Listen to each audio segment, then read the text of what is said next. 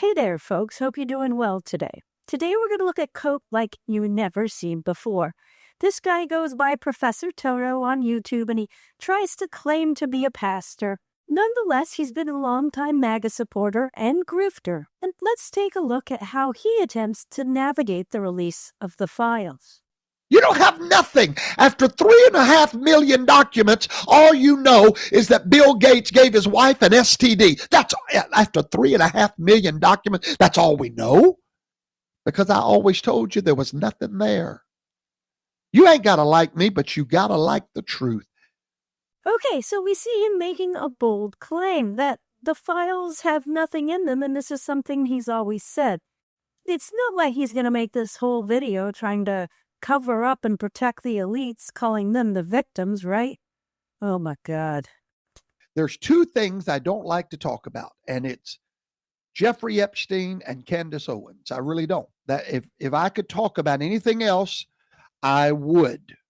But unfortunately, after watching the Bondi hearing yesterday, and then getting on Facebook tonight and seeing so many MAGA patriots, those of you that stood in those long lines to support Donald Trump, those of you that trusted Donald Trump to change a nation, those of you that were MAGA, red hat, everything, now suddenly falling for the deception of the whole Epstein thing. And I'm speaking specifically for those that believe that the Department of Justice is involved in a cover-up.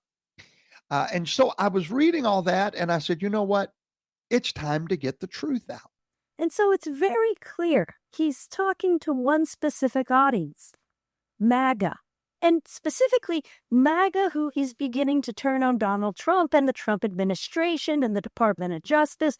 And it's easy to see why. Pam Bondi was literally doing a cover-up in real time. She was ignoring victims. And both Republicans and Democrats exposed her doing so. And so Professor Toto here really has an uphill battle in trying to polish his turd. Let's see his approach. 2026, what, 13 days ago? Here's what they wrote down, the Department of Justice. Notable individuals and politicians were not redacted in the release of any files. Now, my fellow American, that's coming from Donald Trump, those words. Okay, and so here we see him really trying to make this appeal to authority, saying, hey, look it, this is what Donald Trump said. You should trust him. Even though he tried to block the release of the Epstein files and called you all idiots for wanting to see them released, it's cool. Just trust him, bro. Representative Thomas Massey, if you want to call him a representative, a rhino, and Representative Ro Khanna, a Democrat, walked into the Department of Justice secure reading room a few days ago. They spent 2 hours in that room. What did they do in there? They were reviewing unredacted files. And they came out swinging. Oh, yes. They were ready for their moment in the sun. But I'm fixing to put an umbrella over them of truth, okay? So they came out swinging. And when they came out, they said something that nobody heard. They had to admit that 80% of the files that they reviewed were properly handled.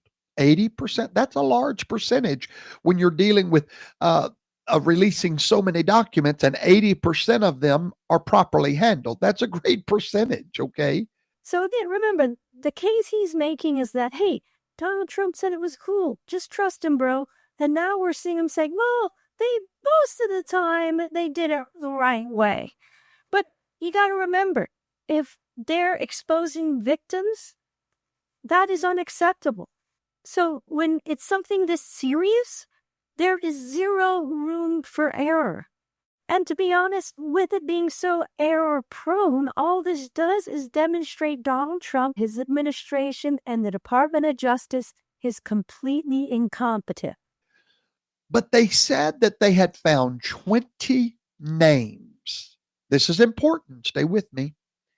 They had found 20 names that had been over redacted. And out of these 20 included 6 powerful men. 6 powerful men. And then Representative Massey read those names of these 6 powerful men into the congressional record. And then Representative Khanna took to the House floor and put it in the congressional record. And I quote, here's what she said. Why did it take Thomas Massey and me going to the Justice Department to get these 6 men's identities to become public? And if we found 6 men that they were hiding in 2 hours, imagine how many more men they're covering up for in those 3 million files. Well, he's kind of making a compelling argument here. Do you remember when he was talking about only 80% of the files being correct? Well, that other 20% equals 600,000. And so if they're covering up these 6 guys in this one file, and we already know that 600,000 of them are screwed up, it is worthy to ask what else are they covering up? And that's by this guy's own logic. But so much of being MAGA or being on the right is redefining terms.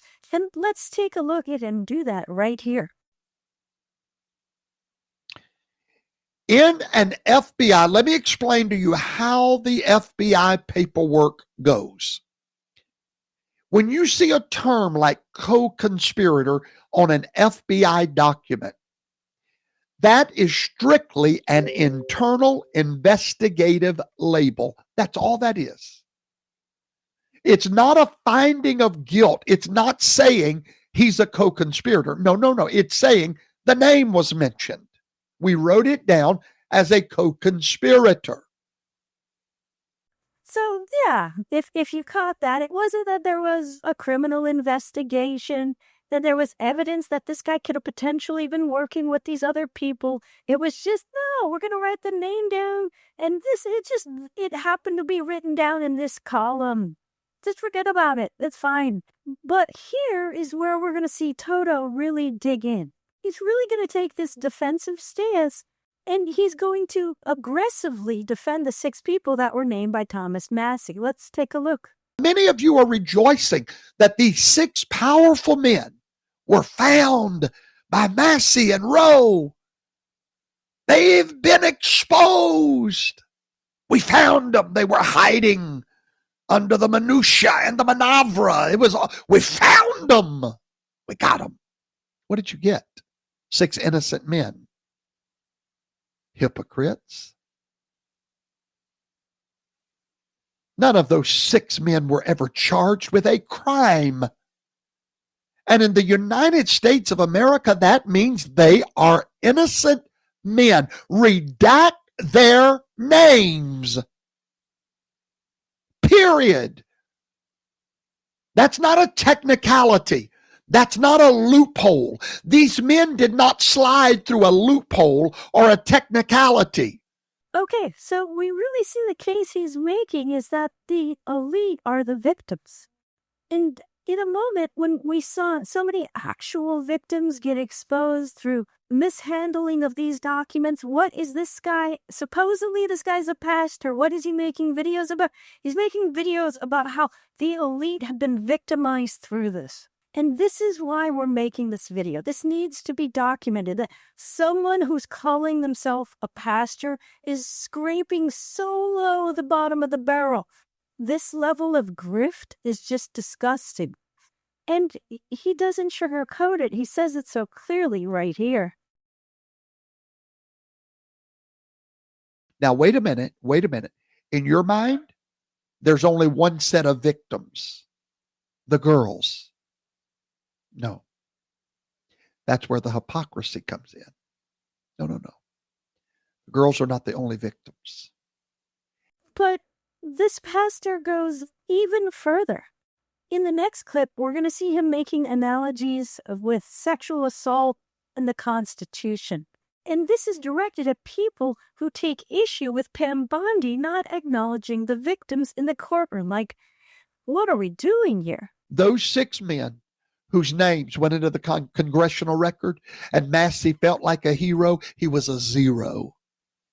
Because what you just did is you raped the Constitution as bad as Epstein raped his victims. Hypocrite.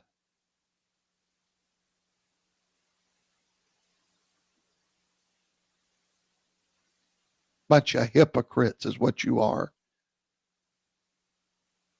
Those 6 men were victims, just as those pitiful young girls are. And you're willing to protect one group while not doing the other. Hypocrites. And so, again, taking a step back, this is someone who claims to be a pastor, making an analogy where the comparison in the analogy is the assault that Epstein did to his victims. Regardless of what he's comparing, this is a very inappropriate comparison, a very inappropriate analogy.